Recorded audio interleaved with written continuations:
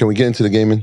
Because we had the conversation, and I had never thought of this, and I'm glad you brought it up. So when we talk about gaming, obviously a big industry, obviously, kids are gaming, but they're YouTubing what they're playing, right? So Twitch becomes a major platform in that space. But when we were talking about the games we grew up on, the Mortal Kombat, some of the violent games, they're less likely to be put up on YouTube now because of the gore and the violence. And so that kind of shapes the way that a video game company might actually decide to put out or distribute a game that has such things. And so I'm looking at the space now, and I know some of those popular games, the Grand Theft Autos, the Call of Duties. Do you think because of the violence that is attached to them, the strategy might change for Twitch, or how does that work? Because, I mean, obviously people watch it on YouTube. If YouTube's going to start demonetizing for violence and demonetizing for language, how does that affect the industry? I believe the video game companies now get affected the most because they have to figure it out. So when we said Mortal Kombat 11 came out, a week later they had to drop the price point by 20% because they didn't do the projected sales that they wanted. Because how this conversation came up, Troy was like, yo, I'm raw, I'm nice at Pokemon Pinball, at Mario Kart. I said, okay. All these things are all true. Then we started getting to the games that we grew up on. We brought up Call of Duty and competitive sports. And I said, do you know why most YouTubers only stream Fortnite and Minecraft and Roblox, and why they've been at the top for the last 5+ years? It's because they don't show any gore or violence. If you think about it, Fortnite is guns, but what happens when you shoot a character? Digital stuff comes out them. They teleport somewhere. They don't like blow up, or blood splatters everywhere like Call of Duty. No teabagging in that. None of that. So with Call of Duty, it's like on a competitive level, and for Twitch, it'll still do great. And I do believe that they've solidified themselves as that game because they have those tournaments in place to have people still want to play those games.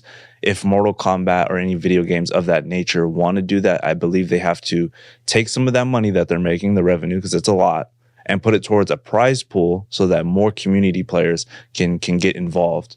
But will it be the thing that people talk about on YouTube? No. Grand Theft Auto, I believe, has such a cult following, and because they had like all these mods that people can play on, that it won't go anywhere. But if we look at like history and how it repeats itself, we can't think that we are not going to get censored at some point, even on Twitch. Like right now, you can do it on Twitch, but is there a possibility for one gamer to take it too far that the entire platform gets censored, just like what happened with YouTube because of Logan Paul?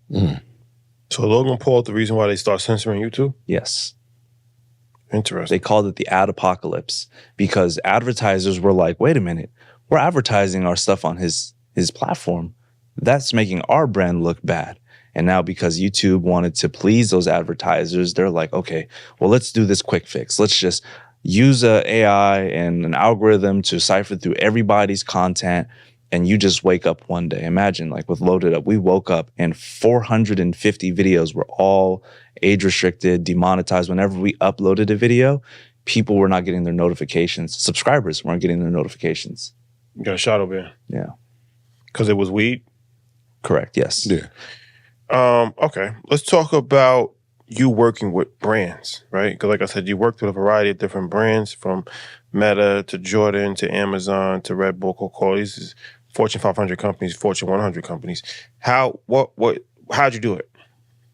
And what's the value add that you get? Like, what are you selling them? Because, like I said, these are some of the biggest companies in the world. So how'd that go about? So when I dropped out of college, my instructors told me I wouldn't be anything without this piece of paper in the industry. And this was at a time where YouTube and Vine had just been created. So there was this rise of DSLR creators, and the internet was taking this huge shift in the digital landscape.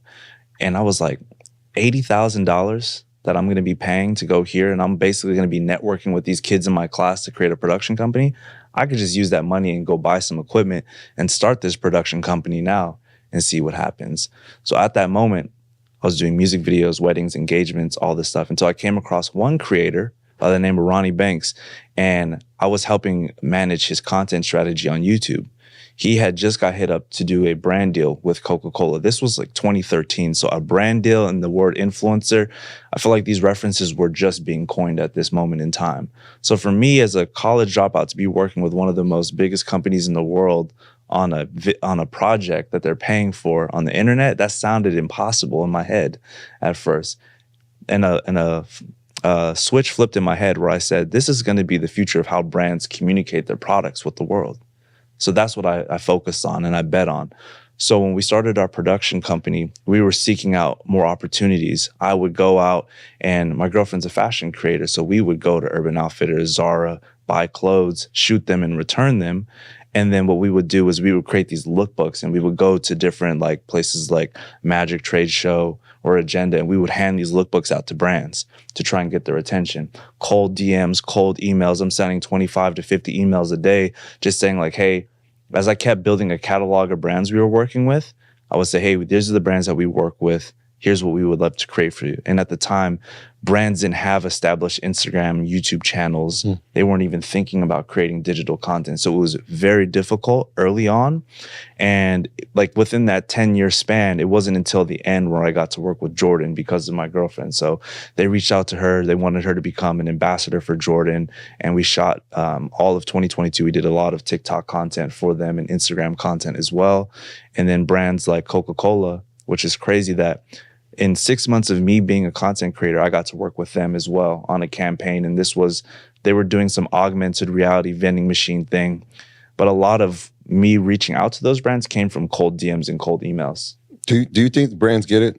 Because we're on the phone a lot with brands and try to explain to them the space, obviously in the podcasting space, which is relatively new, but even from the YouTube standpoint of the importance of that, it's like, I'm not sure they understand completely the value of it yet. Do you see that as well? Certain brands get it. If you look at the fitness space, you look at who's disrupted it in the last 5 years. Gymshark, Fabletics, they're taking market share from other companies who have been here for 20 plus years.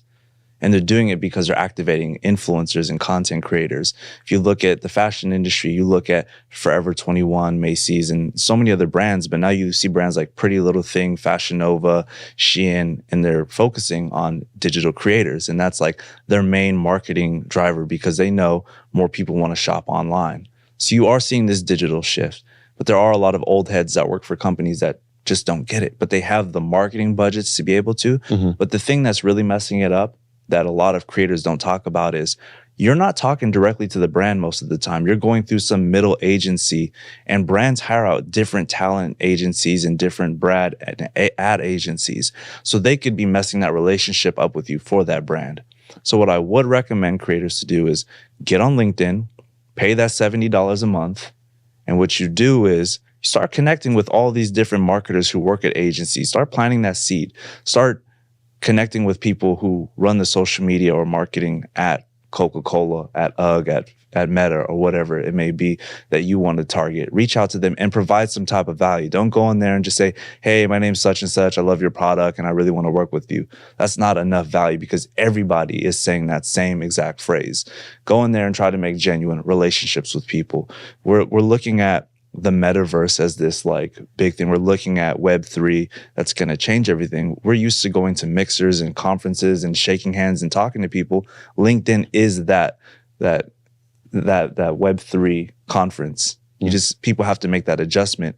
And also you have to paint pictures for people, right? They have to see the value proposition of what you want to do for them. Like, hey, here's a video I created for Meta or a series I did for them. I'd love to do the same thing for you. Here's the metrics it got.